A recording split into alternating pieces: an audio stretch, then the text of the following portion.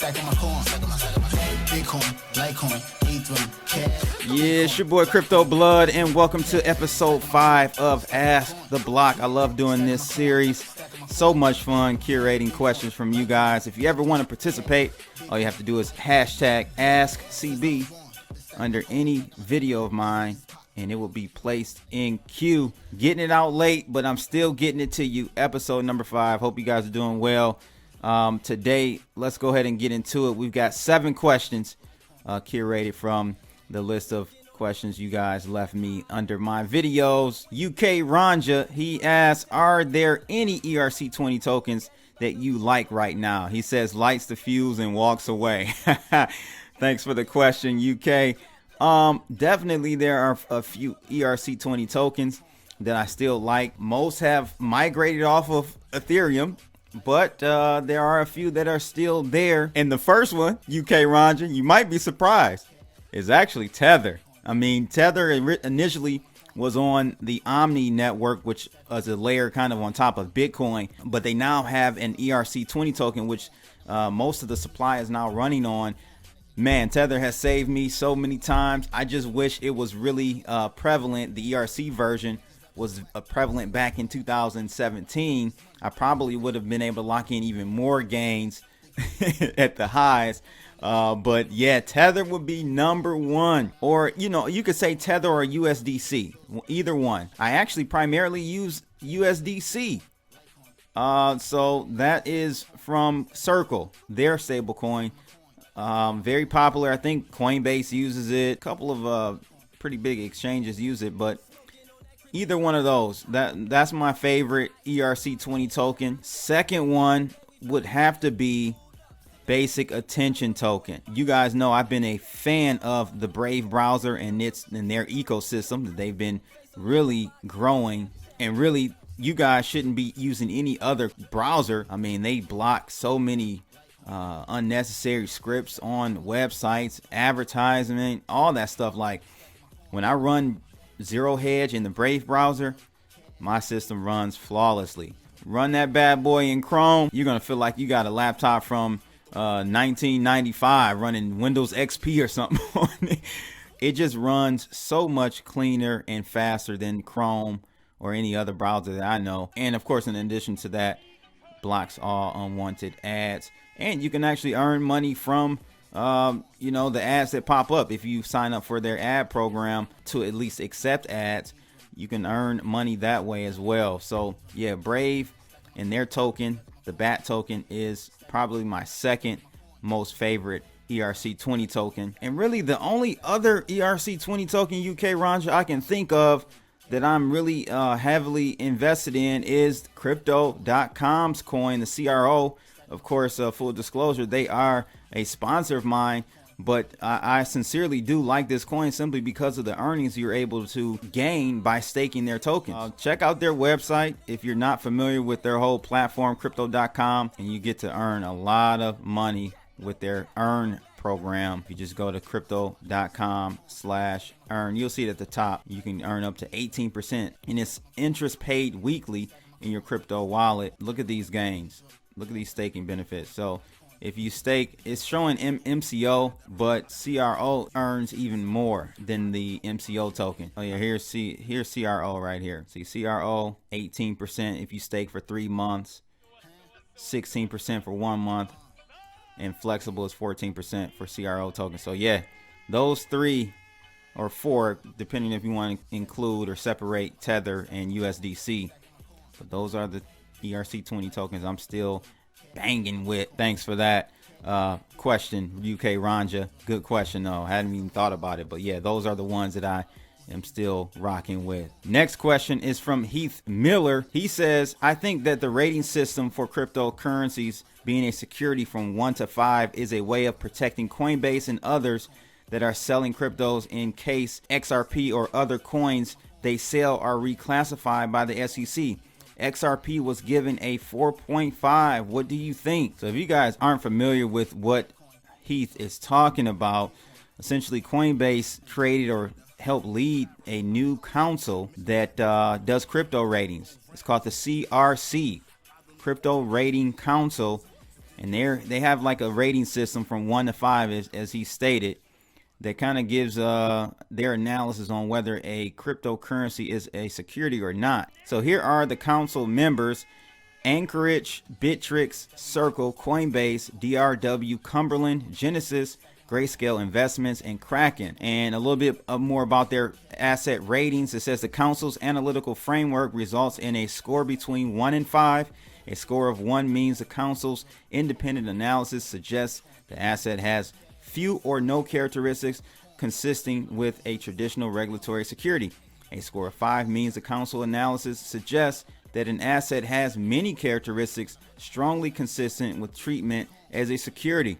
The council will publish its score for most assets that members support or use in the ordinary course of their respective business. They said they expect that some ratings will change over time, and they will accept and consider feedback from asset issuers when they want to share additional information or clarifications that may impact an asset's rating. So that was posted actually not too long ago, about a month ago at this point. And there was an article out of CoinDesk that talked about their rating system. And they said that as of now, as you see it highlighted here, as of now, the council has rated 20 crypto assets, with the top cryptocurrencies by market cap. Bitcoin rated a number 1, notably XRP, Maker, and Polymath landed scores of 4 and 4.5. The Crypto Rating Council says the rating system, which it stresses is not investment advice, is based on past SEC guidance and case law.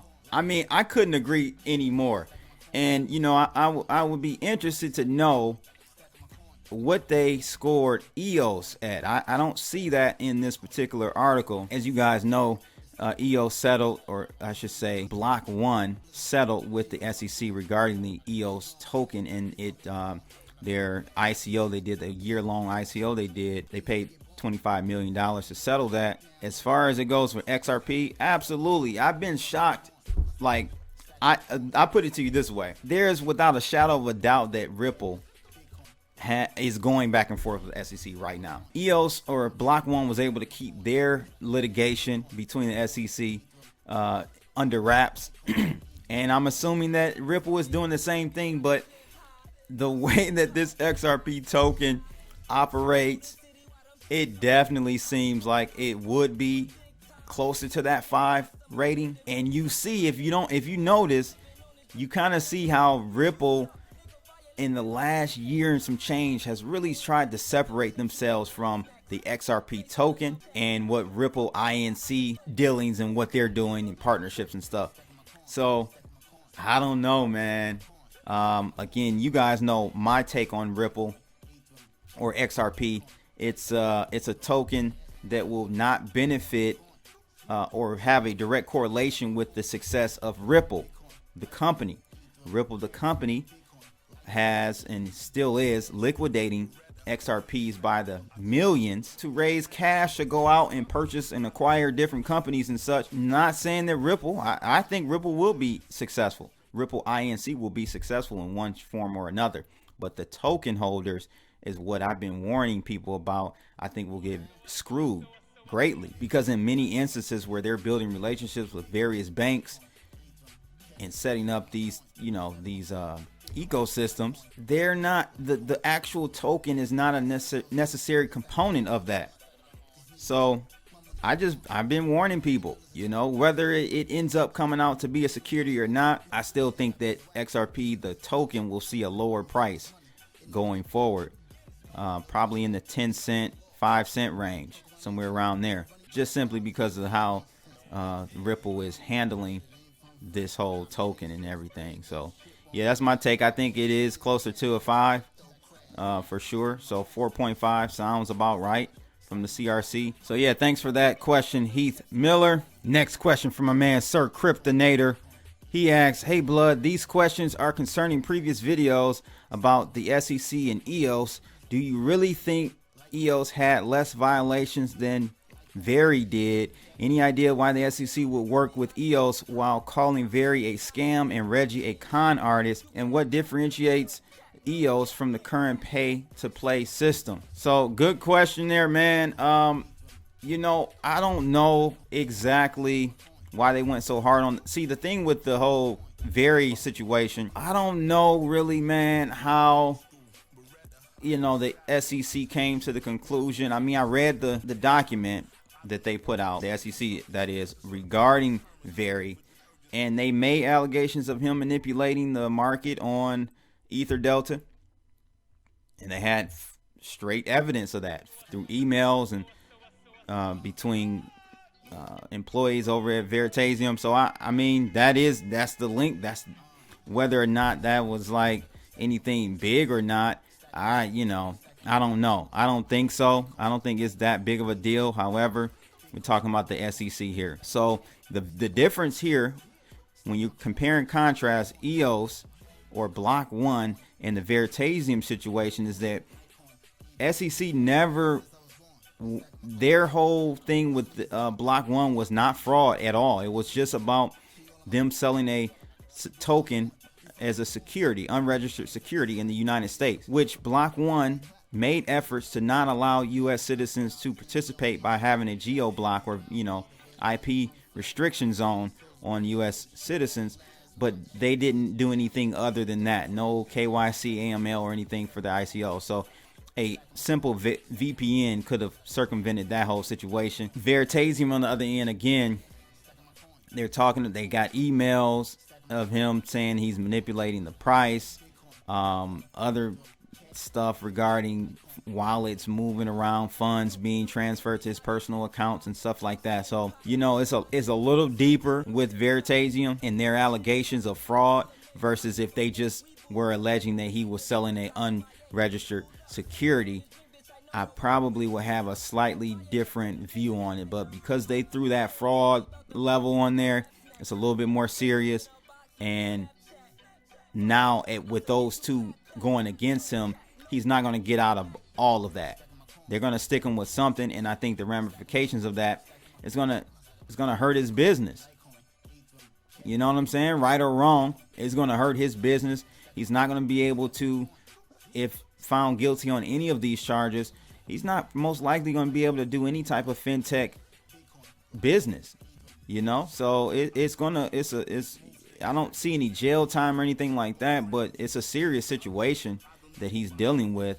On top of, he's already spent $1 million and some change dealing with the SEC in the last year and a half. So it's unfortunate, but at the same time, it is what it is, man. Again, that fraud part, right or wrong, that fraud part is what's concerning to me, and I think we'll have some negative consequences from this whole case, even after the settlement.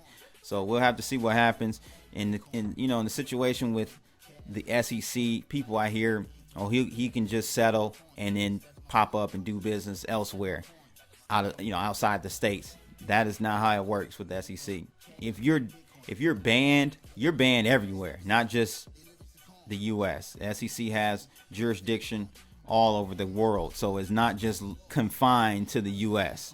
in that situation. So we'll see what happens with that, man. But in my opinion, it's not looking good. And then so he also asked here, what differentiates EOS from the current pay-to-play system? I'm not sure what exactly you mean by that on that last sentence. If you're talking about EOS in the current system as far as paying to play with regards to how they just paid a fine, a $25 million fine, and they were able to continue to move on with things. I mean, it's a fine. Like, EOS at this point is too big and does fall under the same, I think, guidelines as you would with Ethereum. When they made the ruling that Ethereum was not a security anymore because of how distributed the tokens are and so on and so forth, that's the same thing with EOS, in my opinion. Like, maybe it was a security at the beginning during the ICO and everything, but at this point, there's no way you can refund. The system is out there. It's open source, autonomous in nature as far as, the coins are floating around. It's a whole ecosystem that is being built on top of the EOS.io platform. So it's nothing that the SEC could really do at this point. So thanks for that question, Sir Cryptonator. Next question, my man, the Tech Geek. He asks, what camera/phone do you use to record videos? Good question, man. I actually use a DSLR. I use a Canon EOS, no pun intended there. Rebel T6 is what I use for my in-studio camera. As you can see here, bought it a few years ago at this point, like 2.5 years ago. And I just got it mounted, routing it through a computer here in the studio. So that's what I'm using for my camera at the studio.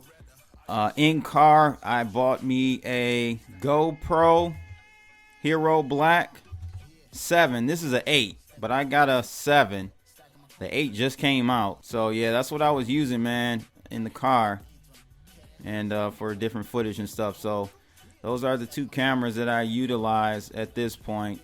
I hear the 8 is pretty dope. It's got a little flash, external flash port for you now, LED mod, and then you can also do a display mod as well for forward facing vlogging. So they're really kind of, I don't know if you follow the whole GoPro thing, but it looks like they're trying to get into the whole vlogging, less action, or at least being more versatile in their capabilities, because they're seeing that people are using them for more than just action shots, right? So hey, it does the job. 4K, shoots 4K. You know, I don't even utilize it to the fullest potential. Thanks for that question. Good question. Next question from a man, Will, out there on YouTube. He says, CB, what do you think about Cardano? Yo, this is what I think about Cardano. My car had also broke down right up the road. Yeah, I got my daughter here. She's 5. She's sleeping in the car. I got to get back to her real quick. So if you could help me out. I was going to ask you if you could help me. Oh, okay. Let me just give you my wallet out here and show you my ID to let you know that I am straight up legit. Real. I ain't trying to do nothing to nobody. On the issue of legitimacy, I too have an identification. That's an employee ID from Borders Bookstore. You see right here, I got my Valley's Total Fitness ID right here. Shows you that I stay fit and conscientious and whatnot. Okay, right I here, too have multiple IDs, crescendoing in this. Yogurt Land Punch card. Okay, yeah, I see that right there. That is almost my 9th purchase, apparently, and you can't fake that. Yogurt for that. Well, there you have it, people. That pretty much sums up my thought of Cardano. A bunch of flogging, a bunch of we're doing this and we've got this going and we've got that going and this is about to launch, and it's been 2 years, I think, at this point now, almost 2 years, year and a half or so, and they've got nowhere, you know. And you compare this to even at the beginning when Tron launched. You know, Tron, to me, I was very skeptical of Tron because it essentially had copied other white papers. I was a little skeptical of Justin Sun, his antics and stuff. But even they have literally made a product that is legitimate. Like, they're doing stuff. You've got people on there developing. They're number 2 on blocktivity.info as far as bandwidth. EOS is number 1. EOS, another example. EOS. It's been a year and some change. They are doing stuff. They're making progress. They're on EOS 1.8, just launched maybe about 3 weeks ago. They're going to be rolling out 2.0 soon. Like, progress has been made. Yet with Cardano, it's all theory. It's like going to college. It's all theory, no practice. So that's my thought on Cardano. Just a bunch of show, you know, just a bunch of show at this point. And that's not taking any shot at, you know, Charles Hoskins. Very smart guy, helped develop Ethereum. He knows what he's doing, but just because you know what you're doing doesn't mean that the team around him is equipped to execute on this vision. And they haven't been able to execute so far, in my opinion. So that's my thought on it, man. Thank you for the question for today. Next question from my man Rob Sadler. He asks, what's your thoughts on D-Cred? I've never heard you speak on it. Would love to know in depth and do an in-depth review. I'll have to do that at some point. I mean, I don't mess with it. And so, you know, Rob, my philosophy is to keep my circle tight as far as the cryptocurrency and crypto projects that I keep on my radar. And this was one I never got into. It did make number 35 on the Chinese crypto or blockchain list that they do monthly. I don't know where it was last month, or if it even was on the list at all, but not too familiar with this project, man. I know my man Ken Bozak got it tatted, so for somebody to get it tatted, it must be official.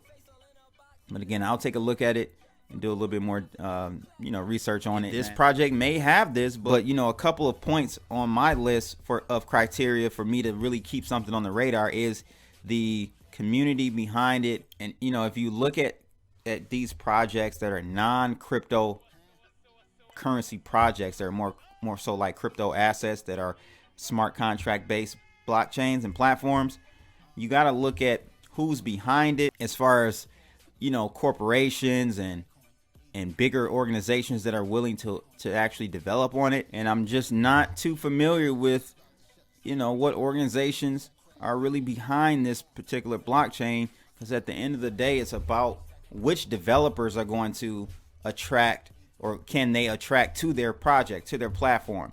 It's not about the end users. It's not about the price of the token, where it's trading. It's not about what exchanges is on.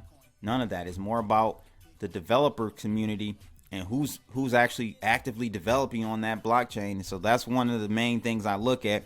That's why I'm very excited about, EOS. I'm excited about HBAR, which is a Hedera hash graph, which is kind of taking it another step above what we have today as far as we think and consider blockchains.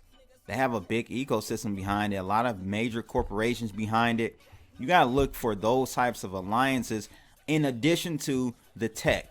So it has to be those two paired together that's going to give you, in my opinion, the recipe for a successful blockchain. I'll have to look into D-Cred a little bit more, and I'll try to get back to you on that. It's been around for a while too, so I have to really look into that one. Last and second question from my man, the tech geek. He out there, he says, what got you into crypto and what made you stay? I've been seeing some people make gains and move on to the next thing. What motivates you to stay in? Good question, man. Well, the main reason, the main thing that got me into crypto was the fact that I had a finance and trading background in addition to having a technical programming background.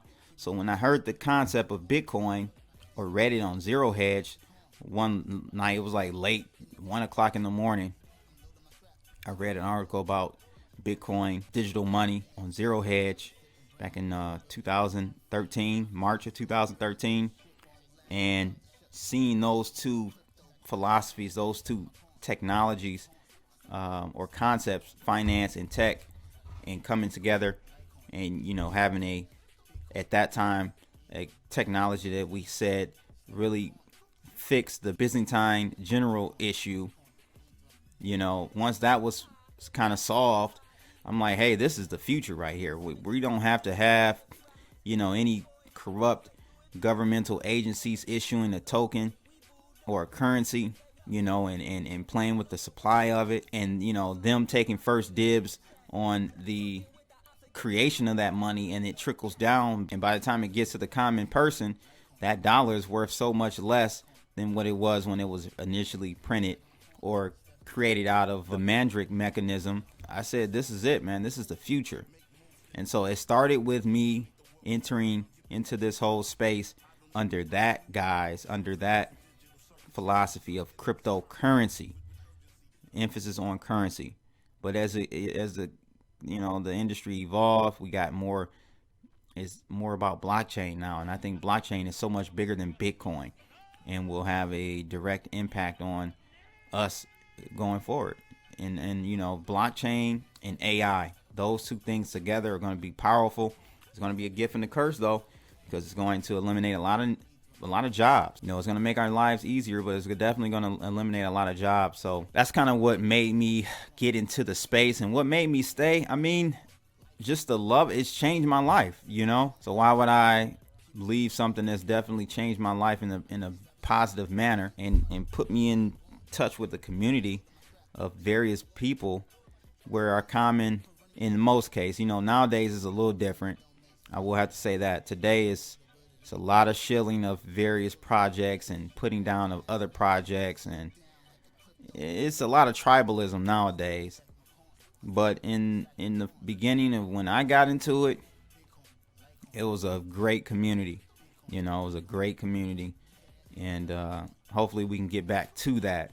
So, that's what motivates me to stay in it, is that I'm hopeful for the future, in that first, this blockchain technology will be a paradigm shift, and that paradigm shift is in a positive direction for the common folks, the everyday person.